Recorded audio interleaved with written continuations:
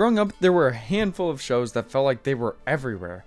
You'd see them at church, at friends' houses, on family road trips, and sitting on the shelf in your living room. And well, for me, one of those shows was of course VeggieTales. I haven't watched it in years, but somehow I still remember almost every lyric to the silly songs. I mean, who can forget his cheeseburger? Just listen to this banger.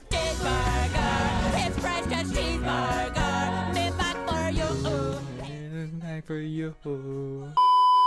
But of course, the show was more than just silly songs. So today I wanted to answer these 3 questions. How did VeggieTales become so successful? Does it actually hold up today? And what happened to it? Because I don't know if you guys know, there was a Netflix era, and we'll get to that later. But anyway, let's start at the beginning.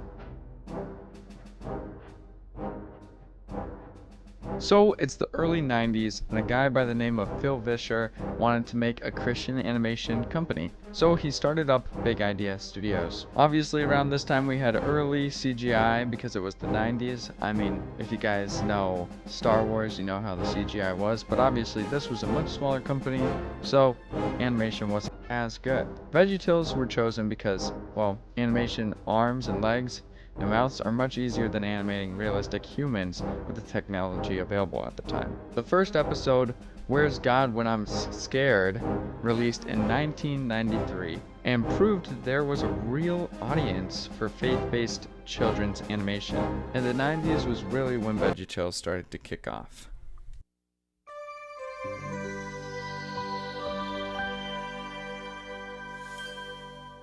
Now, the mid to late 90s is kind of the golden age of VeggieTales.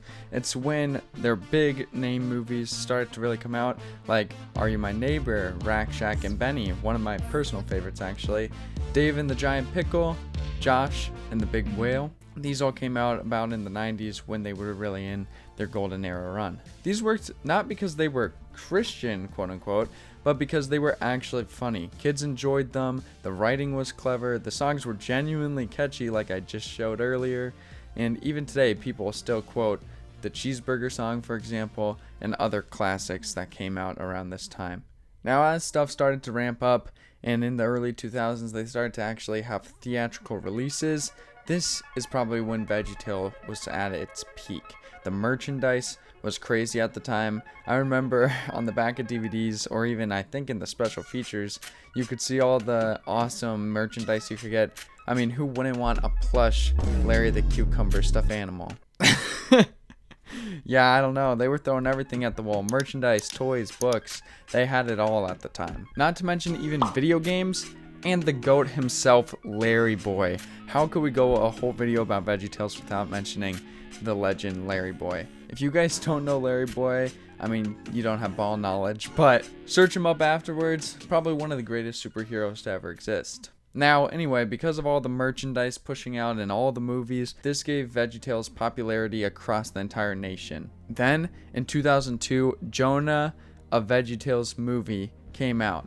Not just on DVD this time, but actually in theaters. And well, it was a smashing success with $25 million at the box office on a budget of $14 million. That actually was a success for VeggieTales and the Big Idea Studios, which is pretty cool because for the first time ever, the VeggieTales were finally not just in your living room or at your local Sunday school, but they were in theaters. It felt like the franchise had truly made it. But sadly, all this theatrical success did not actually translate into financial stability, as in the early 2000s, the downfall of Big Idea Studios and VeggieTales as a whole started to come. Unfortunately, on the inside of the company, everything was starting to fall apart, and we had grown too fast. I didn't go to business school. I got kicked out of Bible college after 3 semesters for failing chapel. We finally ended up, we produced our own feature film. We were doing shows in theme parks. We were doing books. We were doing, music. But we ran out of money. I would say the main reasons for this is just Big Idea Studios grew too quickly. They were scaling super fast, but yet they've only been around for half a decade, or 1.5 decades. Expensive expansion and production costs also contributed to this, even some legal disputes that I won't get into in this video, and in 2003, the company filed for bankruptcy and was later sold to Classic Media. And from this point on, VeggieTales never quite felt the same. Not because it instantly became bad, but because the people making the big creative decisions were changing. Like many things we see today, especially with Star Wars, as it got sold to Disney, it hasn't quite felt the same since. And well, this leads us to the Netflix era. Oh my. Now, as a kid, I did actually watch the Netflix shows, but looking back, they were not great. I mean, one, they switched up the animation, which, sure, I get it, but this did not feel like VeggieTales at all, at least to me, and me as a kid. This might have been some people's cup of tea, but this was my cup of peas, if you get what I'm saying. Not good. Okay, that was so bad. And well, so the first show came out in 2014, and it was called VeggieTales in the House, which launched on Netflix. Obviously, it had new animation, redesigned characters, and a stronger focus on comedy and slice-of-life type stories. Also, what was new was you got a more expansive world. Obviously, with classic VeggieTales, it's just Bob and Larry on top of like a countertop. But here, this time, we had an entire house that the VeggieTales were moving about on. I guess the show had some success because in 2017, it got a follow-up show called VeggieTales in the City. You know, similar animation, but this time they're in a city. Whoop-de-doo. Some viewers appreciated introducing VeggieTale to a new generation, while other longtime fans, kinda like myself, missed the original look, storytelling, and balance of humor with biblical lessons. The redesigned characters were especially divisive among longtime fans. But that kind of wraps up the VeggieTales Netflix era. And where does VeggieTales now stand today? VeggieTales actually got one more show in 2019 called The VeggieTales Show Revival, which actually brought back creators Phil Vischer and Mike Naraki back into the writing roles. Episodes and clips obviously still surface on YouTube ever so often, and those silly songs I pulled up earlier have millions of views, obviously still leaving their mark on the previous generation.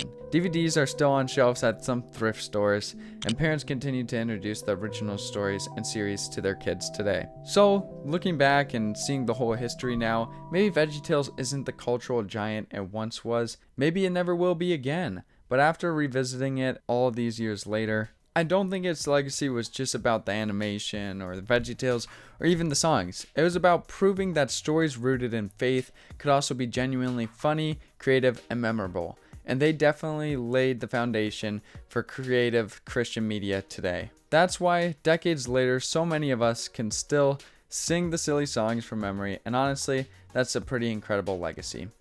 And well, guys, thank you for watching this retrospective on VeggieTales, and I know many of you that are longtime viewers are like, bro, what the heck? Aren't you a LEGO YouTuber? And yes, I am. If you haven't seen my previous video, stuff is changing around here. I think I am going to be focusing more just on the Christian stuff like I've mentioned. But don't worry, I didn't forget my roots, guys, because I also made Bob and Larry in LEGO, so here they are. And honestly, it was pretty fun to make them. Pretty difficult, but stay tuned, guys, for future videos. But as always, guys, remember, God bless, Jesus loves you, and I'll see you guys next time.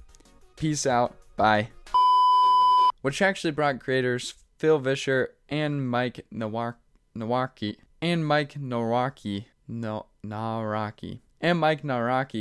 back. The VeggieTales. Okay. Oh, where is my hairbrush? Oh, where?